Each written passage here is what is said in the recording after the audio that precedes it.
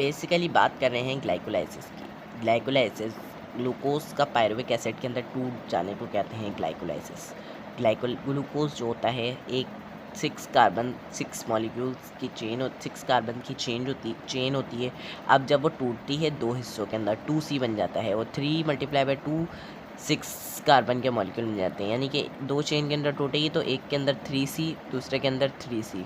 अब फिर cellular aspiration के 3 मैकेनिज्म होते हैं। ग्लाइकोलाइसिस होता है, क्रेब्स साइकिल होता है, लिंक रिएक्शन बीच में इन दोनों के हेल्प करता है, और एक होता है ETC जो मैं आपको अपनी अगली वीडियो के अंदर बताऊंगा।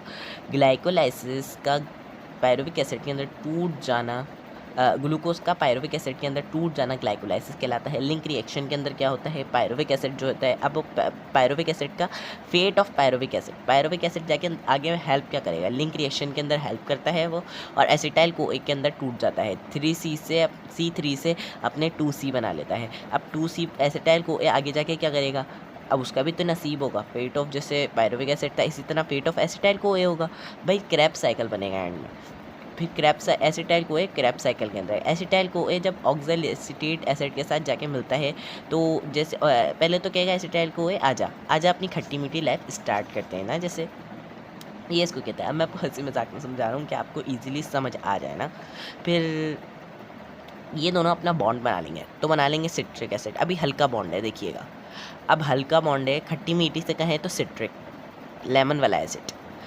और जब यही दोनों अच्छा सा ग्लू की तरह बॉन्ड बना लेंगे तो ये एक बड़ा नाम हो जाएगा इनका, अल्फ़ा कीटो ग्लूटेट।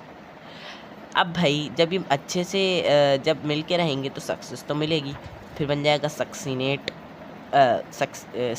सॉरी मैं आपको वहाँ बता रहा हूँ, ये कब बात का प्रोसेस है, मैं आपको ये बाद में बताऊँगा। जब भाई सक्सेस मिलेगी तो सक्सेस तो हाथ का मेल, सक्सेस मिलेगी तो पैसा आएगा, पैसा तो हाथ का मेल होता है, तो हो जाएगा ये मेलेट।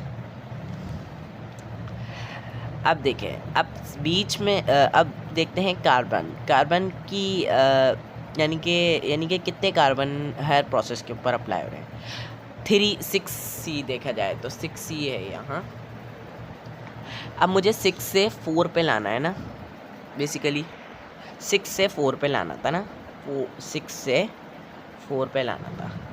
अब भाई बेसिकली आप जैसे देख रहे हैं, अब मुझे डिवाइड करना है।